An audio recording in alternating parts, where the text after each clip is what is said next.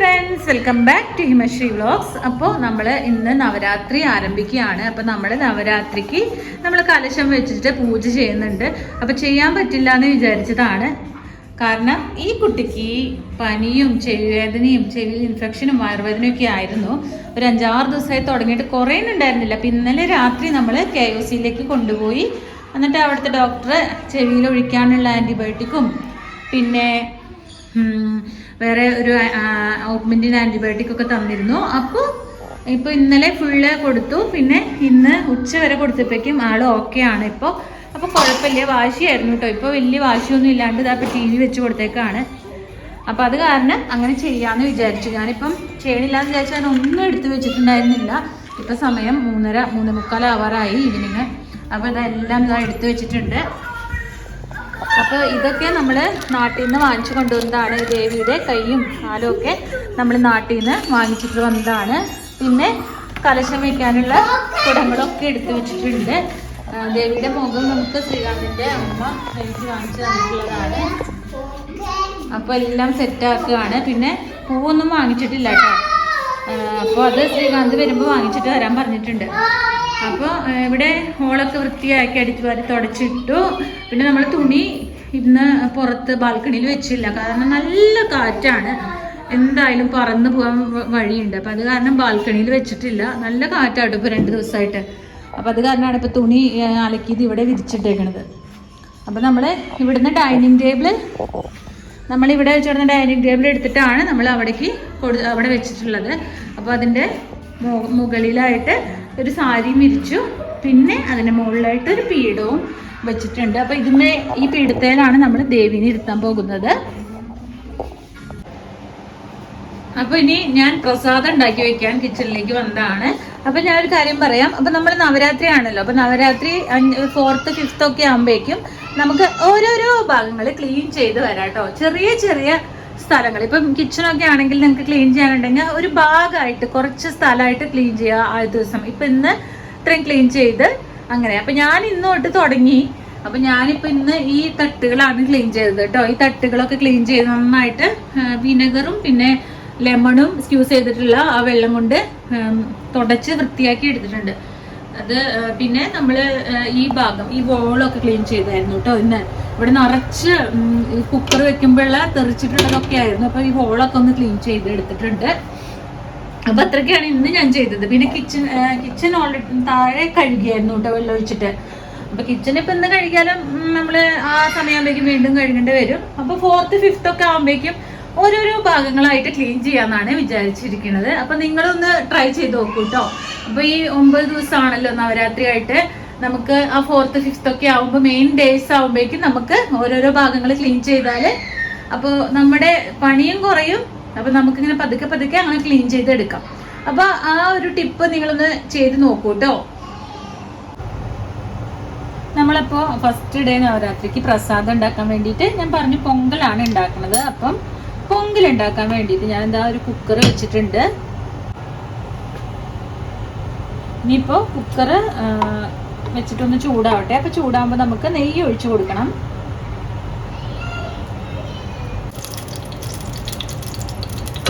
അപ്പോൾ നമ്മുടെ കുക്കറിലേക്ക് ഞാൻ ഒരു 1 ടേബിൾ സ്പൂൺ നെയ്യ് ഒഴിച്ചു കൊടുത്തിട്ടുണ്ട്.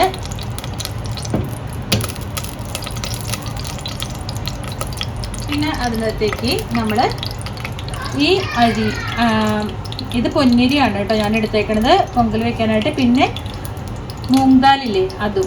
അപ്പോൾ അതും കൂടെ ഇട്ടിട്ടൊന്ന് ജസ്റ്റ് ഒന്ന് ഇളക്കി കൊടുക്കാം. ഇത് കഴുകി വാർത്ത് വെച്ചിട്ടുണ്ടാണ്.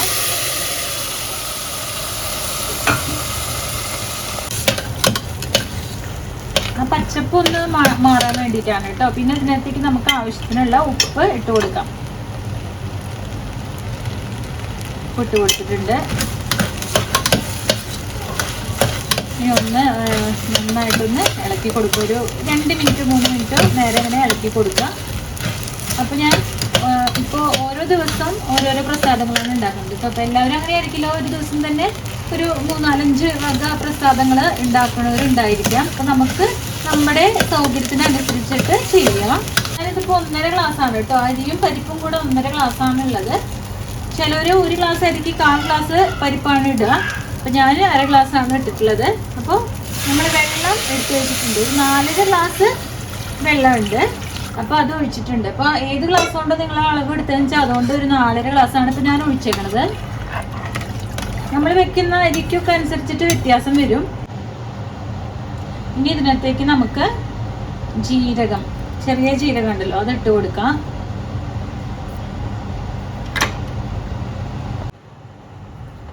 പിന്നെ നമ്മൾ കുരുമുളക് നമ്മുടെ ആവശ്യത്തിനനുസരിച്ചിട്ട് ഇട്ട് കൊടുക്കാം.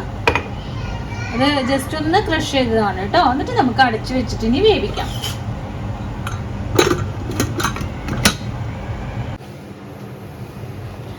അപ്പൊ ഇനി നമ്മൾ കലശത്തിൽ വെക്കാനുള്ള തേങ്ങ റെഡിയാക്കി എടുക്കണം. അപ്പോൾ ഇതുമേ നമ്മൾ മഞ്ഞൾ തേക്കുക. എന്നിട്ടൊന്ന് ജസ്റ്റ് ഉണങ്ങാൻ വെക്കണം. അടുത്തേക്ക് കൊണ്ട് കാണിക്കും. ഋതുക്കുട്ടിയാണ് വീഡിയോ എടുത്ത് തരുന്നത് കേട്ടോ. ട്രൈപോഡൊന്നും ഇല്ല, ട്രൈപോഡൊക്കെ നാശമായിട്ട് ഇരിക്കുകയാണ്. അപ്പോൾ ഇതാ ഇതേപോലെ മഞ്ഞൾ തേച്ചിട്ട് നമ്മളൊന്ന് ഡ്രൈ ആവാനായിട്ട് വെക്കാം. ഈ തേങ്ങയുടെ മുകളിലത്തെ ഭാഗം ഉണ്ടല്ലോ, അത് കളയാൻ പാടില്ല കേട്ടോ. എന്നിട്ട് നമുക്ക് വേറൊരു പാത്രത്തിൽ വെക്കാം. താഴെന്ന് വെച്ചപ്പോൾ മഞ്ഞളാക്കണ്ട, നമുക്ക് വേറൊരു പാത്രത്തിൽ വെക്കാം. ഇത് ഈ പാത്രത്തിനകത്ത് ഞാൻ വെക്കുന്നുണ്ട് ഡ്രൈ ആവാൻ വേണ്ടിയിട്ട്. 4:30 ഋതുക്കുട്ടിക്ക് ഒരു ഡാൻസ് പ്രാക്ടീസ് ഉണ്ട്. അപ്പോൾ അതിന് വേണ്ടിയിട്ട് ഋതുക്കുട്ടീനെ കൊണ്ടാക്കാൻ പോവാണ്. അങ്ങനെ ഋതുക്കുട്ടീനെ കൊണ്ടാക്കി വന്നു. അപ്പോൾ അതാ നമ്മുടെ കുക്കർ ഓഫ് ചെയ്ത് വെച്ചിട്ടുണ്ടായിരുന്നു കേട്ടോ. അപ്പോൾ അതായത് പരിപ്പും അരിയും നന്നായിട്ട് വെന്തിട്ടുണ്ട്. ഇനി നമുക്ക് ഇത് താളിക്കണം. അങ്ങനെ നമ്മുടെ നെയ്യ് ചൂടായിട്ടുണ്ട്. ഇനി നമുക്ക് അതിനകത്തേക്ക് കുറച്ചും കൂടെ ജീരകം ഇട്ട് കൊടുക്കാം. ഒരു ചെറിയ സ്പൂൺ ജീരകം, പിന്നെ കറിവേപ്പില, വറ്റൽമുളക്, പിന്നെ കടലപ്പരിപ്പും കുറച്ച് മൂങ്കാൽ അതും കൂടെ ഇട്ട് കൊടുക്കുന്നുണ്ട്.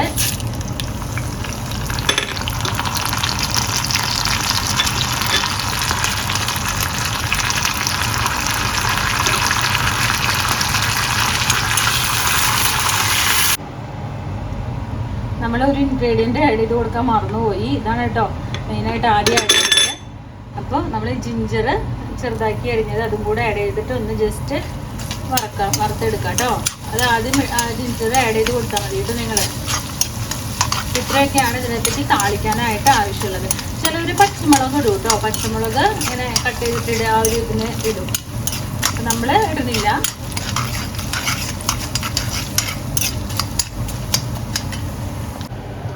അങ്ങനെ നമ്മൾ താളിച്ചതിന് ഇതിനകത്തേക്ക് നമ്മൾ വേവിച്ച് വെച്ചിരിക്കുന്ന ഇതിലേക്ക് ആഡ് ചെയ്യാം കേട്ടോ.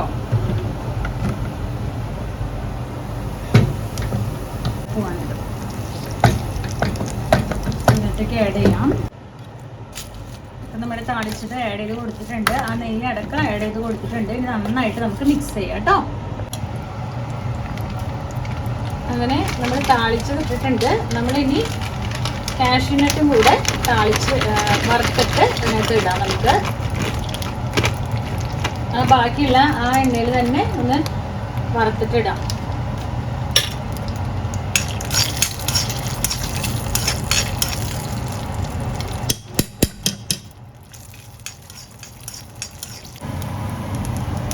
അപ്പോൾ അങ്ങനെ നമ്മുടെ കാഷ്യൂനട്ട് നന്നായിട്ട് വറവായിട്ടുണ്ട്. ഇനി നമുക്ക് പൊങ്കലിലേക്ക് ഇട്ട് കൊടുക്കാം കേട്ടോ.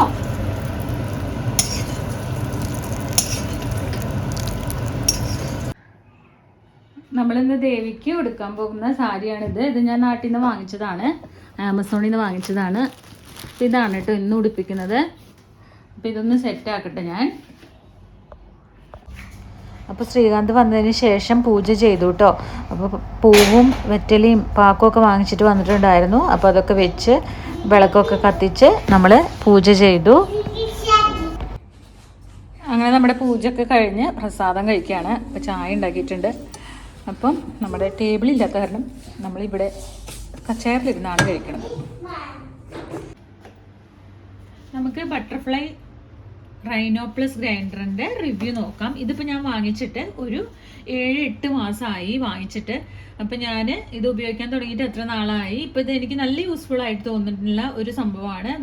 ഞാൻ ആദ്യം മിക്സിയിലാണ് അരി ഉഴുന്നൊക്കെ ആട്ടിക്കൊണ്ടിരുന്നത്. അപ്പോൾ 2 ദിവസത്തേക്ക് നമുക്ക് മിക്സിയിൽ ആട്ടി വെക്കാൻ പറ്റുള്ളൂ. എനിക്കങ്ങനെയാണ്. അല്ലെങ്കിൽ പിന്നെ കുറേ ഇട്ട് 2-3 എത്ര പ്രാവശ്യം അടിക്കണം. അപ്പോൾ ഇതാവുമ്പോൾ നമുക്ക് ഒരാഴ്ചത്തേക്കുള്ള മാവ് ഇപ്പം ഞാൻ അരച്ച് വെച്ചേ ഉള്ളൂ കേട്ടോ. അപ്പം ഞാൻ കാണിച്ചു തരാം അത്. അപ്പോൾ ഒരാഴ്ചത്തേക്കുള്ള മാവ് അരച്ച് വെച്ചേ ഉള്ളൂ. അപ്പോൾ അത് കഴിഞ്ഞിട്ട് കഴുകി വെച്ചേക്കാണ്. അപ്പോൾ അത് ഈ വലിയ പാത്രം കഴുകാനുള്ള ചെറിയൊരു ബുദ്ധിമുട്ടൊന്നുമില്ല, എനിക്ക് കുഴപ്പമില്ല, ഓക്കെയാണ്. പേഴ്സണലി ഞാൻ യൂസ് ചെയ്തിട്ട് വളരെ സംതൃപ്തിയാണ്. ഒരു മണിക്കൂറിനുള്ളിൽ അരിയും ഉഴുന്നും ആട്ടി കിട്ടും കേട്ടോ. പക്ഷെ ഇത് ഫസ്റ്റ് ഞാൻ യൂസ് ചെയ്തപ്പോൾ കുറേ 6-7 മണിക്കൂർ എടുത്തിട്ട് എനിക്ക് അരച്ച് കിട്ടാനായിട്ട്. അപ്പോൾ അത് അറിയാത്ത കാരണമായിരുന്നു, വെള്ളത്തിൻ്റെ അളവും ഇതൊക്കെ അറിയാത്ത കാരണമായിരുന്നു അങ്ങനെ വന്നത്. ഇപ്പോൾ പിന്നെ 8 മാസമായിട്ട് ഞാൻ യൂസ് ചെയ്യുന്നുണ്ട്. ഇത് സൂപ്പർ പ്രൊഡക്റ്റ് ആണ് കേട്ടോ. നമുക്ക് ഈ ഗ്രൈൻഡറിൻ്റെ കൂടെ ഈ ഒരു ഇതും കൂടെ വരുന്നുണ്ട്. ഇത് ചപ്പാത്തി മാവ് കുഴയ്ക്കാനുള്ളതാണ്. ഇപ്പം ഇത് വെച്ചിട്ട് ഞാൻ ചെയ്ത് നോക്കിയിട്ടില്ല. എനിക്ക് പേഴ്സണലി ചപ്പാത്തി മാവ് കൈകൊണ്ടാണ് കുഴയ്ക്കുന്നത് ഇഷ്ടം എന്നുള്ളത് കൊണ്ട് ഞാൻ കുഴക്കിയിട്ടില്ല. അപ്പം ഇതും കൂടെ ഇതിനകത്ത് വരുന്നുണ്ട് കേട്ടോ. അങ്ങനെ നമ്മൾ ഉഴുന്ന് അരയ്ക്കാനായിട്ട് ഇട്ടിട്ടുണ്ട്.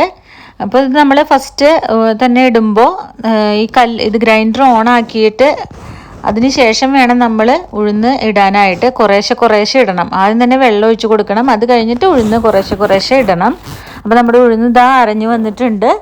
അപ്പോൾ ഇനി നമുക്ക് ഉഴുന്ന് എടുത്ത് മാറ്റാൻ വേണ്ടിയിട്ട് ഇത് ഓടുമ്പോൾ തന്നെ നമുക്ക് ഇങ്ങനെ കൈ ഇട്ടിട്ട് ഈ ഒരു ഭാഗത്ത് നിന്ന് കൈ ഇടുമ്പോൾ ശ്രദ്ധിക്കുക, കൈ ആ കല്ലിൻ്റെ ഇടയിലൊന്നും കൊണ്ട് വെക്കാതിരിക്കുക. അപ്പം നമുക്ക് ഇങ്ങനെ എടുത്ത് പാത്രം അടുപ്പിച്ച് വെക്കണം, എന്നിട്ട് എടുത്ത് മാറ്റും. ഇപ്പം എൻ്റെ കയ്യിൽ ക്യാമറ ഉള്ള കാരണം ഞാൻ അപ്പോൾ ഒന്ന് എടുക്കട്ടെ കേട്ടോ. അത് കഴിഞ്ഞിട്ട് ഞാൻ കാണിക്കാം. ഇപ്പോൾ ക്യാമറയും ഇതും കൂടെ രണ്ടും കൂടെ ഒരുമിച്ച് പിടിച്ച് ചെയ്യാൻ ഭയങ്കര ബുദ്ധിമുട്ടാണ്. അപ്പോൾ നമ്മൾ അങ്ങനെ ഉഴുന്നെടുത്ത് മാറ്റി. അപ്പോൾ ഗ്രൈൻഡർ തിരിഞ്ഞുകൊണ്ടിരിക്കുന്നുണ്ട്. അപ്പോൾ ഇനി നമുക്ക് ഇതിനകത്തേക്ക് കുറച്ച് വെള്ളം ഒഴിച്ച് കൊടുക്കാം. ഈ വെള്ളം ഒഴിച്ചതിന് ശേഷം നമ്മൾ അരി കുതിർത്ത് വെച്ചിട്ടുണ്ടല്ലോ, ഇനിയിപ്പോൾ അതാണ് ഇടേണ്ടത്. അപ്പോൾ നമ്മളിങ്ങനെ ചെയ്യുമ്പോൾ കുറച്ച് മെസ്സി ആവും കേട്ടോ. അത് നമ്മൾ അപ്പം തന്നെ തുടച്ച് മാറ്റാം. അപ്പോൾ നമ്മൾ അരി ഇനി കുറേശ്ശെ ഇട്ട് കൊടുക്കാം കേട്ടോ. ഈ അരിയുടെ കൂടെ ഞാൻ ഉലുവയും കൂടെ കുറച്ച് ഒരു ടീസ്പൂൺ ഉലുവയും കൂടെ ചേർത്തിട്ടുണ്ട് കുതിർത്ത് വെച്ചപ്പം. അപ്പം അങ്ങനെ നമ്മൾ കുറേശ്ശെ ഇട്ട് കൊടുക്കുക. അപ്പോൾ ഇത് പേഴ്സണലി എനിക്ക് ഭയങ്കര യൂസ്ഫുള്ളായിട്ട് തോന്നി കേട്ടോ. ഒരാഴ്ചയൊക്കെ ഇത് അരച്ച് വെച്ച് കഴിഞ്ഞാൽ പിന്നെ നമ്മൾ അതിനെക്കുറിച്ച് ചിന്തിക്കേണ്ട ആവശ്യമില്ലല്ലോ. അപ്പോൾ ഡെയിലി ഇഡ്ഡലി ദോശയൊക്കെ ഉണ്ടാക്കുന്നവരാണ് വീട്ടിലെങ്കിൽ ഇത് നല്ലൊരു പ്രൊഡക്റ്റാണ്. ഇത് ബട്ടർഫ്ലൈയുടെ റൈനോപ്ലസ് ഗ്രൈൻഡറാണ് കേട്ടോ. ഇതാണ് ഉഴുന്ന് മാറ്റി വെച്ചത്. ഇതാ നന്നായിട്ട് നല്ല ഫ്ലഫി ആയിട്ട്. ഇതിപ്പോൾ ഒരു ഗ്ലാസ് ഉഴുന്ന ഒന്നേകാൽ ഗ്ലാസ് ഉഴുന്നാണ് ഇത്രയും ഫ്ലഫി ആയിട്ട് വന്നിട്ടുള്ളത് കേട്ടോ. കണ്ടോ, നന്നായിട്ട് വന്നിട്ടുണ്ട്. അപ്പോൾ അതാ നമ്മുടെ മാവ് അപ്പോൾ അരച്ചിട്ടുണ്ട്. ഇനിയിപ്പോൾ നാളെ ഇത് പൊന്തും. അപ്പോൾ ഇത് ഗ്രൈൻഡറിൽ അപ്പോൾ അരച്ചാലുള്ള യൂസ് ഇപ്പോൾ ഇത്രയും മാവ് കിട്ടി എനിക്ക്. ഇപ്പോൾ ഞാൻ മിക്സിയിൽ അരയ്ക്കാന്ന് വെച്ചാൽ ഇതിൻ്റെ പകുതി അരയ്ക്കത്തുള്ളൂ കേട്ടോ. 2 ദിവസത്തേക്കുള്ളത് ഉണ്ടാകത്തുള്ളൂ. ഒരു കുട്ടി ഇതാ ഇവിടെ ഇരുന്ന് ടിഷ്യൂ ഒക്കെ എടുത്ത് വണ്ടി ക്ലീൻ ചെയ്യുന്നുണ്ട്. എന്താ ചെയ്യണ വെച്ചോ? വണ്ടി ക്ലീൻ ചെയ്യാ. ടിഷ്യൂ എടുത്തിട്ടാ ക്ലീൻ ചെയ്യണേ? വെള്ളം എടുത്തിട്ടാണോ? ഒരാളിതാ ഇവിടെ റെഡി ആയിട്ട് ഇരിക്കുന്നുണ്ട്. സിനിമ കാണാൻ പോവാണ്. ഏത് സിനിമ കാണാൻ പോവാ? അവതാർ. ഞങ്ങളെ കൂട്ടാണ്ട് സിനിമ കാണാൻ പോലാണ് ഇപ്പൊ പണി. അങ്ങനെ നമ്മുടെ ഋതുക്കുട്ടി ഡാൻസ് കഴിഞ്ഞ് വന്നു. അപ്പോൾ ഋതുക്കുട്ടിക്കുള്ള ലഞ്ചാണ് ഇത് കേട്ടോ. പൊങ്കലും പിന്നെ ചെന്നാക്കറിയാണ്. അപ്പോൾ ഇനി ഇത് കഴിഞ്ഞ് കഴിഞ്ഞാൽ കുറച്ച് പഠിക്കാനുണ്ട്. അത് കഴിഞ്ഞാൽ ഉറങ്ങണം. പപ്പ എങ്ങോട്ട് പോയി? സിനിമയ്ക്ക് പോയി. ജോലിക്കോ? അപ്പൊ നമ്മുടെ വീഡിയോ ഇത്രയേ ഉള്ളൂ. എല്ലാവർക്കും ഇഷ്ടപ്പെട്ടെന്ന് വിചാരിച്ചു. ഇഷ്ടപ്പെട്ടെങ്കിൽ ലൈക്ക് ചെയ്യാം, ഷെയർ ചെയ്യാം, സബ്സ്ക്രൈബ് ചെയ്യുക. പിന്നെ അടുത്തുള്ള ബെൽ ബട്ടൺ പ്രസ് ചെയ്യുക. അടുത്തുള്ള വീഡിയോ